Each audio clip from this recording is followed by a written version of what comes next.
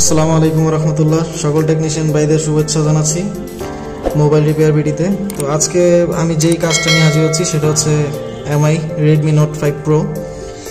তো এই কাজটা নিয়ে হাজির হওয়ার কারণ হচ্ছে অনেক টেকনিশিয়ান ভাইদের অনেক আগ্রহ প্রকাশ করে যে ভাই এমআই কিছু কাজ দেখান, কিছু টপিক, কিছু হাইট, কিছু সিক্রেট, কিছু বিষয়গুলো শেয়ার করেন।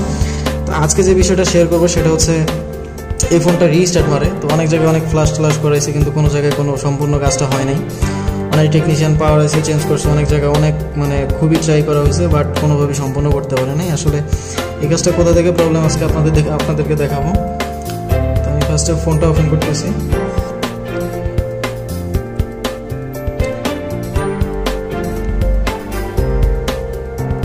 আগেই বলে রাখি, যারা আমার এই চ্যানেলে নতুন তারা অবশ্যই আমার চ্যানেলটা সাবস্ক্রাইব করবেন, পাশে থাকবেন, পাশে থাকা বেল আইকনটি বাজিয়ে দিবেন। আর কোনো কিছু প্রয়োজন হলে অবশ্যই কমেন্টস করে জানাবেন। তো প্রবলেমটি দেখেন, প্রবলেমটি হচ্ছে ফোনটা এসে বন্ধ হয়ে যাবে। প্রথমে আলোটা ব্ল্যাঙ্ক হয়, তারপর ফোনটি টোটালি অফ। ব্যাটারিতে অলমোস্ট 50 আপ চার্জ আছে, বাট তারপরে ফোনটি রানিং হচ্ছে না কোনোভাবেই।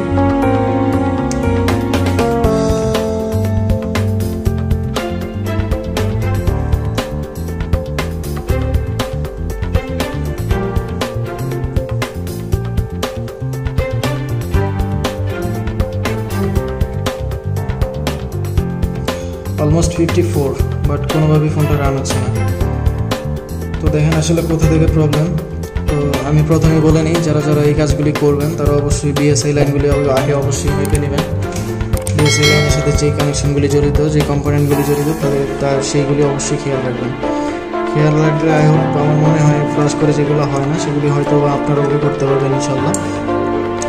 তো আমি যেটা দেখাচ্ছি সেটা হচ্ছে ভালো করে লক্ষ্য করে দেখুন যে এইগুলি হচ্ছে বিএসআই লাইনের কাজ করে, সবগুলি বিএসআই কম্পোনেন্ট। এই যে রেজিস্টারগুলি, এটার মাঝখানে একটা কম্পোনেন্ট থাকার কথা, রেজিস্টার থাকার কথা, বাট রেজিস্টারটা নাই। যে কোনো কারণে হয়তো বা কোনো টেকনিশিয়ান এটা ফেলে দিয়েছে বা অন্য কোনো কাজ করতে গিয়ে এটা হিডেন করছে।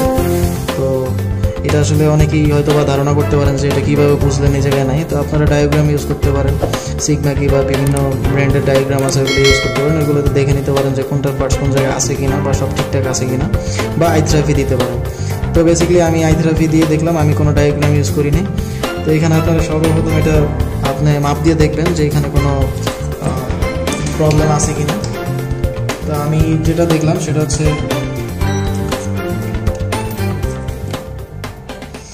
এখানে আপনার যে রেজিস্ট্যান্টটা আছে, ডায়োডটা আছে, রেজিস্টারটা আছে, এই রেজিস্টার এখানে একটা থাকার কথা, বাট কোনোভাবে এটা পাচ্ছি না। তো এটা না থাকার কারণে, এটা মিসিং থাকার কারণে এই প্রবলেমটা হচ্ছে। তো আমি এটা লাগানোর পরে দেখাবো যে আসলে কাজটি কমপ্লিট হয় কিনা। তো আপনারা আমাদের সাথে থাকুন। আমি দেখে নিচ্ছি আগে মিটারে কী শো করে।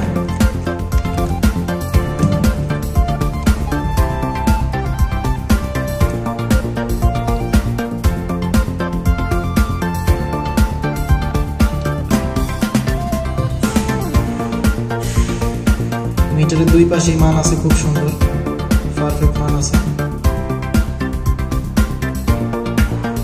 একটাতে একটু বেশি, একটাতে একটু কম। তো এই কম বেশি থাকার কারণ হচ্ছে, কম বেশিটা খুবই হয়তো অনেক টেকনিশিয়ান বোঝেন যে দুইটাতে যেহেতু লাইন আছে তাহলে অবশ্যই ভালো। আসলে দুইটাতে লাইন আছে যেহেতু তাহলে কম ভালো এটা ভাবা যাবে না। এটার জন্য আপনার যেই রেজিস্টার ইউজ করা হয়, এই রেজিস্টারটা একটু ভিন্ন রকমের রেজিস্টার হয়। যেমন আমরা অনেক ফোনে এমআইতে দেখা যায় যে আপনার টাচে এগুলি ইউজ করা হয়, টাচে তারপরে বিভিন্ন স্থানে ইয়ারে ইউজ করা হয়। তো এইখানেও সেম জিনিসটা ইউজ করা হয়েছে। তো আমরা এখানে দেখতে পাচ্ছি যে একটাতে 1.8 ভোল্ট থাকে আর একটাতে হচ্ছে 1.3 ভোল্ট। তো এই 1.3 ভোল্টের এখানে একটা রেজিস্টার হবে। সেই রেজিস্টারটা আসলে আমরা শর্ট করে লাগালেও মনে হয় হবে না, কারণ না হওয়ার সম্ভাবনাটাই খুব বেশি। তো আমরা আরেকটা সেম রেজিস্টার লাগাবো। আরেকটা ফোন থেকে আমি তুলে নিচ্ছি। আমি একটা তুলে রেখেছিলাম অলরেডি, বাট এটা মিসিং হয়েছে কোনোভাবে।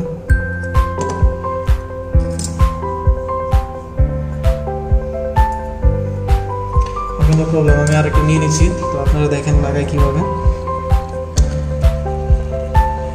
রেজিস্টার হলেই হবে না, রেজিস্টারের অবশ্যই মান দেখবেন। মানটা রেজিস্টার এই রেজিস্টারগুলি একটু আলাদা হয়। আপনার একদিকে মান একটু ডায়োডের মতো কম বেশি থাকবে, ডায়োড তো একবারে থাকে না, এক সাইডে মান থাকে, বাট এটাতে একদিকে একটু কম বেশি থাকবে, একদিকে একটু বেশি থাকবে 800 হয়তো, আর একদিকে থাকবে 600-500। এই জিনিসটা খুব খেয়াল করে তারপরে লাগাবেন, ইনশাল্লাহ আমার মনে হয় আপনারা ভালো সমাধান পাবেন।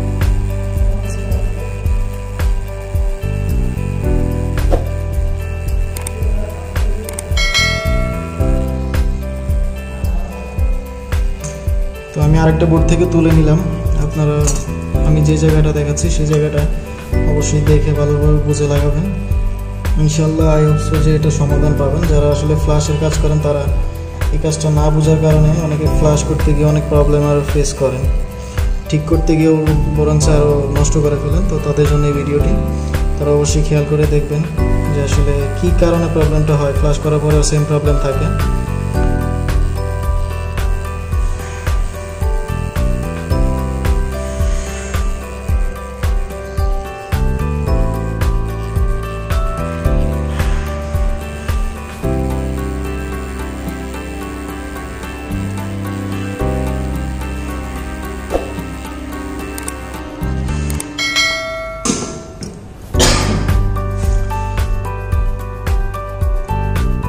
কম্পোনেন্টটি লাগানো শেষ, তো এখন দেখার পালা যে কী অবস্থায় আছে, এখন সমাধান হয়েছে কিনা।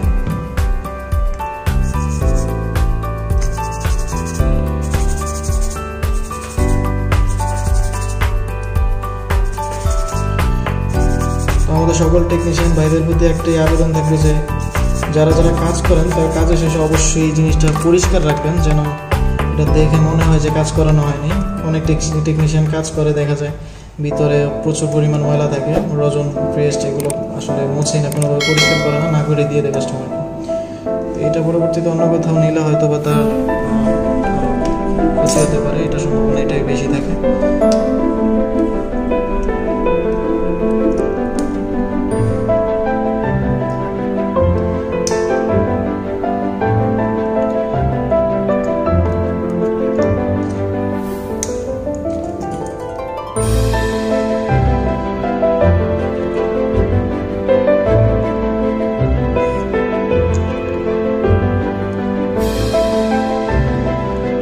ওপেন হলো, বাট একটু করে দেখতে পারবো যে আসলে কি প্রবলেমটা সলভ হয়েছে কিনা।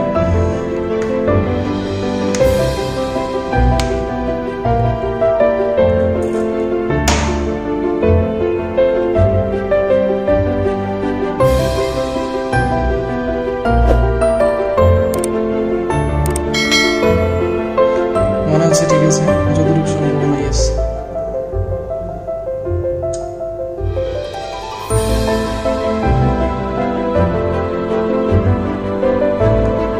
পারফেক্টলি ওপেন হয়ে গেছে এক চান্সেই, কোনো ধরনের কোনো বিভ্রান্তি ছাড়াই একদম ক্লিন। লক করে দেখায়, অনেক সময় কম্পোনেন্টের প্রবলেম হলে লক করলে আলোটা আসে না, এই আলোটা আসে না নিয়ে অনেকটা মানে বিভ্রান্তিতে পড়ে, এইগুলো থেকেও প্রবলেম হয়। লক করার পরে অনেক সময় আলো আসে না। একদম ঠিক আছে, পারফেক্ট আছে এখন বর্তমানে।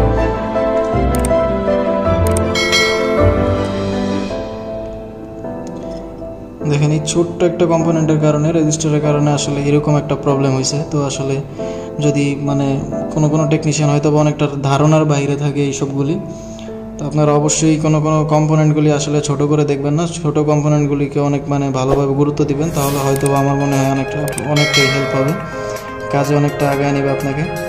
তো সবাই ভালো থাকবেন, সুস্থ থাকবেন। আসসালামু আলাইকুম রহমতুল্লাহ।